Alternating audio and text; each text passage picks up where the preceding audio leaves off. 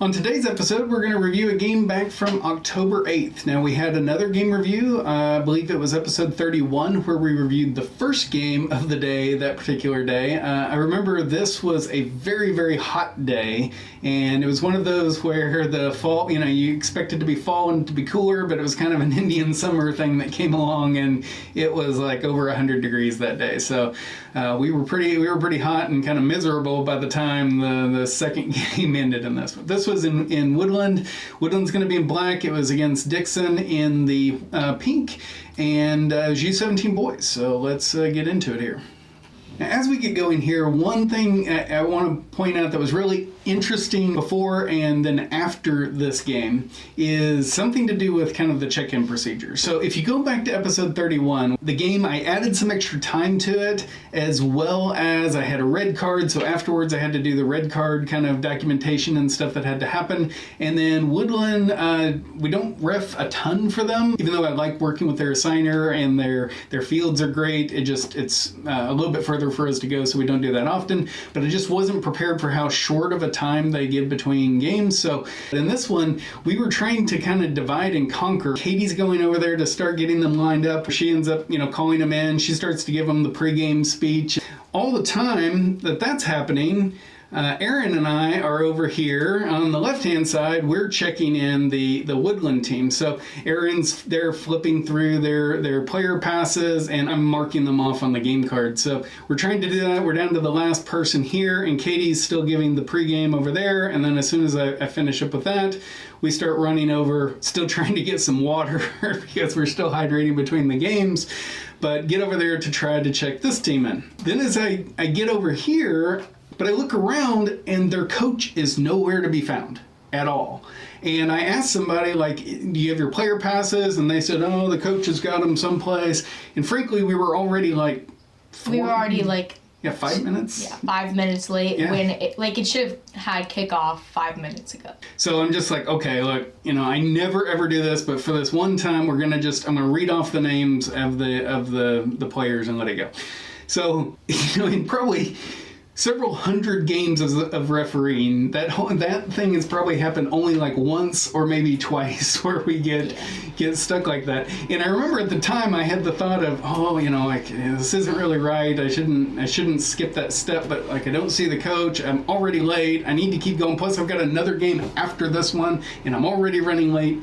Then lo and behold, that night I get a call from the assigner say, how'd your game go? And did everything go well? That's not something you want to hear. Right, And at first I thought he was calling about the red card in the other match, but then it turned out he was actually calling because the Dixon coach, who apparently I guess is the president of their club, complained that we didn't check in player passes here. Now, frankly, maybe possibly you should actually be ready and see that your players are getting lined up, and know that hey, maybe there's some stuff that should be going on with player passes. And then if you're going to be going away to the bathroom or something, your players are available. They don't have pockets, but they've got hands. And so I had to call the assigner back and apologize and say, yep, you know what, you're right. And I'm sure he thinks, well, maybe we skip that regularly, but literally 300 games in the last 2 years, we've probably done it once, right? And it happened to be the one, of course, we get in trouble for. Let's go ahead and get this game going and get it reviewed. All right, gentlemen, 45 minutes with a water break. Good luck. This game starts out really chill. It's a 6-minute in before we have our first decision on the far side of the field, and it's kind of light. This was a no call on the field, and right here we see black go down, and pink kind of has his arms on his back, and there's a little bit of contact there, but frankly, I was right there in front of it and saw it, and I didn't feel like he actually gained an unfair advantage by pushing him off. I felt like black kind of stumbled. I think it'd be okay if you did call it there, but I think it's okay not to call it. So we just let it play on. So about a minute and a half later, we've got a foul on the far side of the field. Right after a throw in, Pink's kind of managing the ball. Black comes in, doesn't really have any chance of playing the ball there, and really comes in hard on the back of the leg of that player. I felt that was reckless. They get up, kind of jawing at each other a little bit, but I come in and I give a yellow card to that player for the reckless foul. there I show that to him, but then I also give a yellow card to this player for the jawing that they gave to each other afterwards. I think that's 3 correct decisions, 1 for the foul and 1 for each of the yellow cards, and trying to keep that managed with these U17 boys.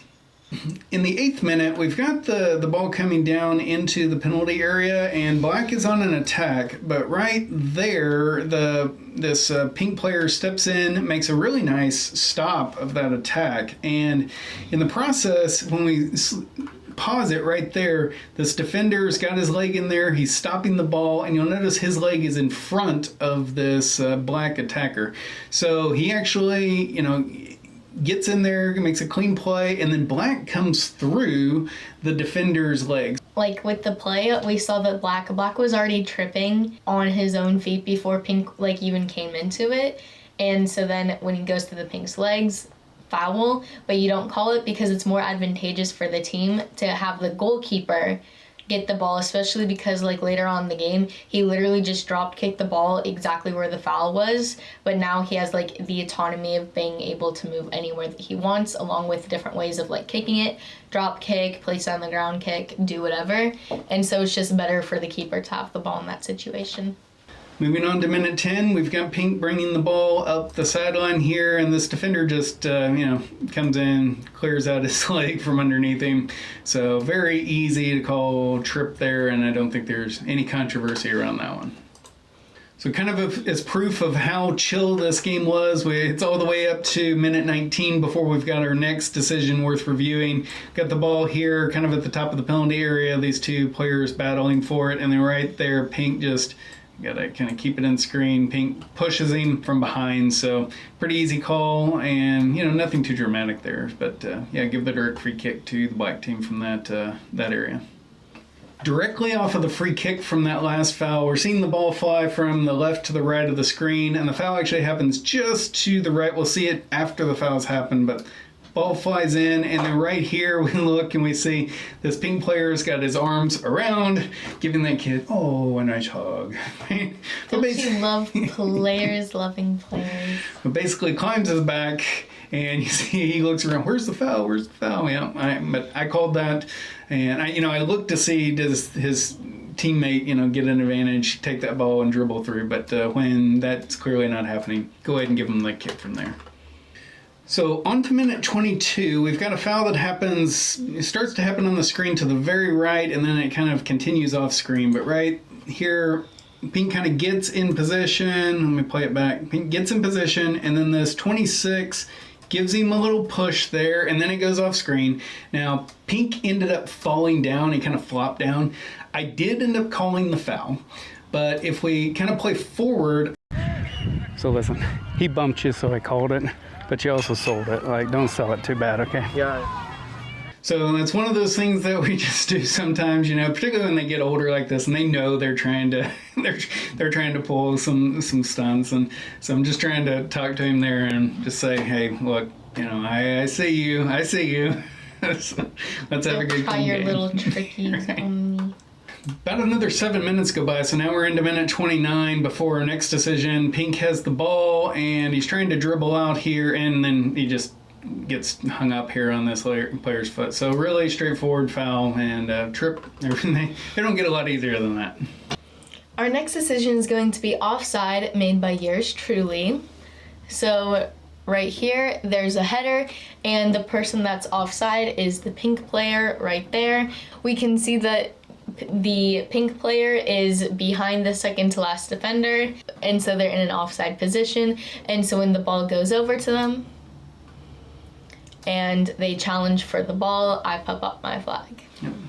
Not long off of the free kick from that offside, Black is attacking, and he's trying to dribble around this defender, and then right there, Pink just tries to reach out and grab that ball and make a play on it. Just clips him on the ankle.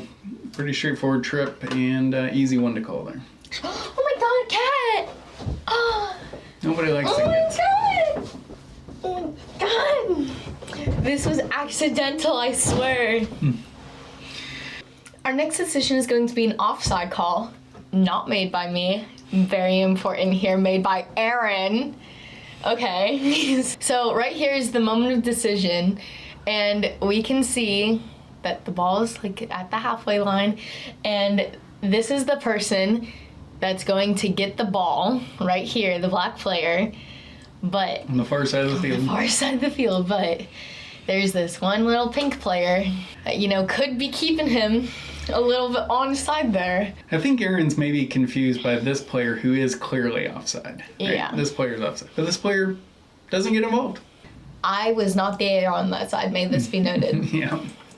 About 5 minutes later, into minute 42, we've got a pretty straightforward call. There's a throw-in happening, and the camera's going to pan over, but when we see it over here, we see Pink's just got a full arm load. I wonder what's happening over there. takes him down. So this man had the audacity to go, whoa, he's not arguing. In our last call of the first half, we've got a ball that's coming from, I guess, the left to the right of the screen. The camera's going to be panning over, but as it comes over, we see right here this pink player just kind of grabs this black player by the back of his jersey, tries to get an extra step on him. I thought that was, it's not like, a reckless foul or anything, but definitely trying to get an unfair advantage by holding him back. And then, anytime they throw up their hands like that afterwards, it's usually a little bit of a telltale sign. So call that one, and our last decision of the first half.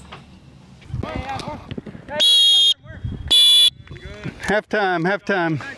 Couple minutes into the second half, we've got a foul here that I did call on the field, but really looking at it on video, I'm really wondering why I didn't give a yellow card, and I didn't even give a warning to the player. So let's watch. There's a throw-in happening, and then the ball comes over. And right there, this pink player just kind of goes through his back with his elbows up. So I didn't give a yellow card here, but I really kind of think I probably should have.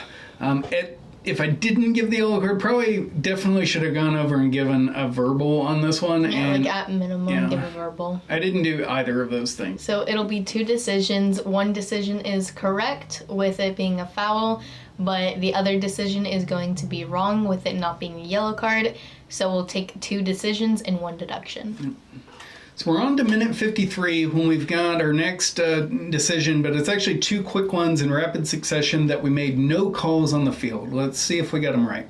So right here's the first one, and black has the ball, but pink slides in and makes this challenge.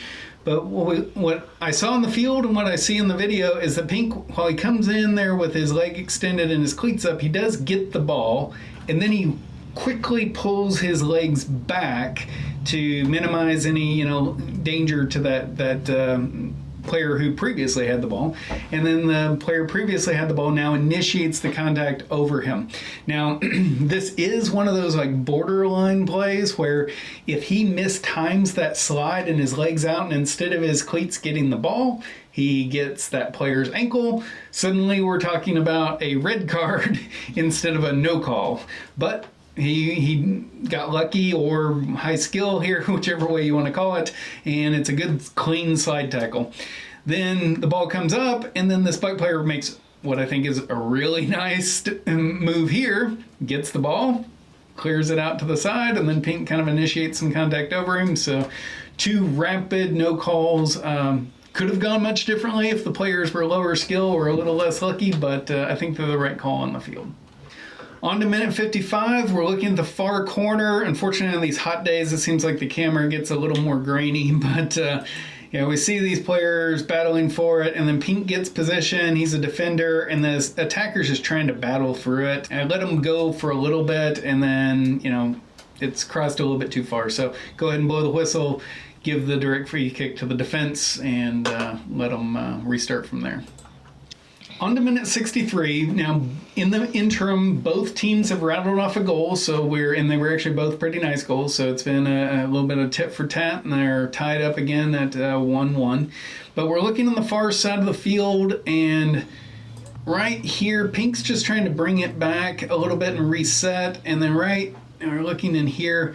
After this ball is gone, this black player sticks his leg out actually fairly high there, and then trips this player. So I come in and, I'm worried about, does that get more heated because it was just such a blatant foul. So I rush in pretty quickly and give the yellow card to that player for a reckless foul. And I think those are the right decisions for both the foul and the card.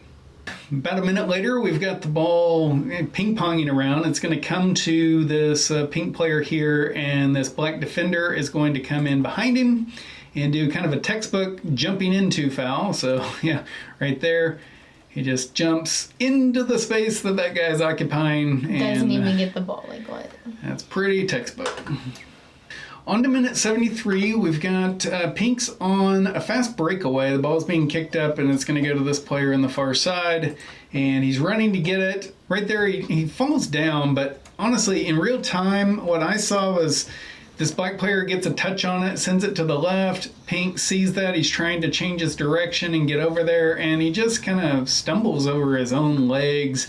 You know, maybe there's a little bit of kind of tangling up with the black player, but certainly nothing that I thought was a foul. And so I told him, you know, no, nothing there, nothing there. You notice his body language. He gets up. He doesn't even ask for a foul. You know, he knows it wasn't a foul. So I think that is the right call, and a tough one to make when they're having a breakaway like that. About a minute later, in minute 74, we've got another call that I made a no call in the field. And if we watch it here, this black player kind of falls down fairly dramatically, and it looks at first glance like it could be a foul, but if we play it in slow motion, right here, he's trying to reach out and touch that, and this pink player hasn't even touched him yet, but he's already falling down. So and Pink never like really makes contact with any arm extensions. So I think the turf monster just got him, and you can tell he doesn't get up looking for any foul. I just didn't think there was anything there, and feel like it's pretty confident in that decision, even looking at the video. On to minute 78, we've got one that I think I got wrong on the field. We made this a no call on the field, but watching it here, yeah, probably missed this one. So the ball is being sent from behind up to this pink player who's attacking, and right here he jumps, he heads this ball, and then the lone defender that was kind of between him and the goal, after the ball has been headed away, his jump in his attempt to head the ball misses, but he jumps into that attacker. So really, I should have called that as a jumping into foul and at least given a kick for Pink. Now we're debating here whether or not this is now SPA or DOGSO. And Katie, I guess tell us what you think. Okay, can we replay it real quick? Yep. Okay, so here's my reasoning for it not to be SPA. Listen up. Or the considerations for either SPA or DOGSO is clear ability to gain possession of the ball, or like possession of the ball, direction, time, space options, and personnel. So let's see, does he have a clear ability to gain possession of the ball? And for me, I think that he has a chance of gaining possession of the ball after that header, but I don't think he has a clear ability to do so. That's mainly because when you head the ball and like you jump up to go and head it, you lose some of your momentum, and the person behind him already had the momentum and didn't have to actually change. And so his speed isn't hampered by trying to head it. So the black player has like a pretty good chance of being able to catch up if the pink player wasn't fouled. And the next thing that we need to consider is the direction that the ball is going. The ball would be going near to Aaron's sideline rather than going to the goal. And so that would mean that another consideration is taken out. Now, looking at time, space, and options, he has time and space, but he doesn't really have options because the only option that he really has is the player behind him. And so you basically just have to kick it back, and by that point, the defenders already get it back, so he doesn't have options. And then the personnel, again, defenders can go and get the ball after that head if he wasn't fouled. And so I think that's why it's only a foul and not a SPA or DOGSO. So we're going to score that as a deduction, and because we, should have called the foul and didn't, and so, got that one wrong. Getting into the final 10 minutes of the game, we've got a foul that happens, but we allow advantage to play here. So right there, this player kind of passes the ball off to his teammate, but then right afterwards, Pink comes around behind him, clips him on the ankle, pulls him down, so definitely a foul. But then I look ahead and I see this player's got the ball. He's kind of by himself with nobody within 4 or 5 yards of him. He's got 3 players here he can play with, and he's got speed. So he's got choices. I go ahead and signal for an advantage. Now that advantage doesn't totally materialize because once he gets over here, this defender yoinks the ball from that. But now we're on a new phase of play, and so it wouldn't pull it back at that point. Based on the temperature of the game and mostly the skill level and what the boys would want, it would be better to call it advantage rather than call it back, especially the skill level and age group. In minute 84, we're going to look at this pink player here and black here in the middle of the screen. Black's going to kind of set up here trying to receive this pass, and then Pink's just going to kind of charge right through. Bumps him pretty hard in the back there, and then starts to try to steal the ball. So call that and give Black a direct free kick there from, I guess, what is about 15-20 yards outside of the penalty area. That ended up being our last decision of the game, but we just want to show you a really good tiebreaker goal for Pink. Probably one of the best goals I've seen from this level in a while. So let's see it. Right there. Bombs it. Oh, look at Goalkeeper that. Tries to save, but top Look at right that. bin. That is good. That is good. That was a nice goal. That should have been. I hope that they nominated that for goal of the week with NorCal because that was sweet. Yeah, that was. But you know what I'm gonna say for that? Sweden goalkeeper against the USA Women's World Cup. She would have saved that. She would have saved that. So that ended up being the go-ahead goal with only 2 minutes left and our final decision of the match.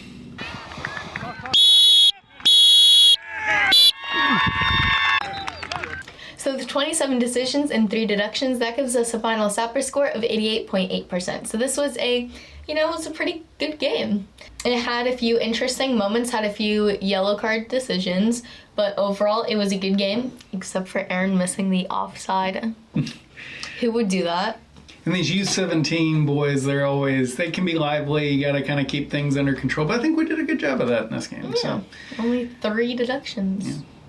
Thank you for joining us for this game review. I'm Scott. I'm Katie, and we'll see you out on the pitch. Oh, fudge. The audio's off. Damn it. No more of that. See, it's not, the timestamp's off. Man, that f***ing sucks. It's hard to see because of the camera panning, but it's right there. He's like climbing his back. They're just hugging.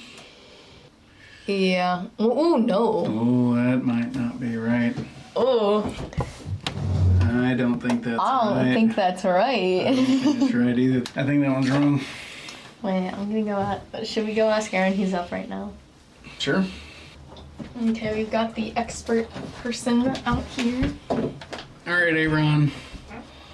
Have a seat. Join us here. I don't want to sit. Okay, well then join us here. So, ball, you were the AR on this side. Me? I was. You were the AR, yep. So right there is when black player sends the ball right there.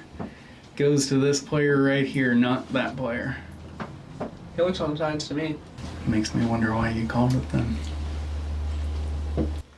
Do I extort you for views? Oh yes, I do. All right. Well, Dad, for the ones that I've got today, do I get paid cash on the field? yes. So how is cash on the field? How is that gonna work? They just give you money. I wonder if I can go. Is it a machine gun cat?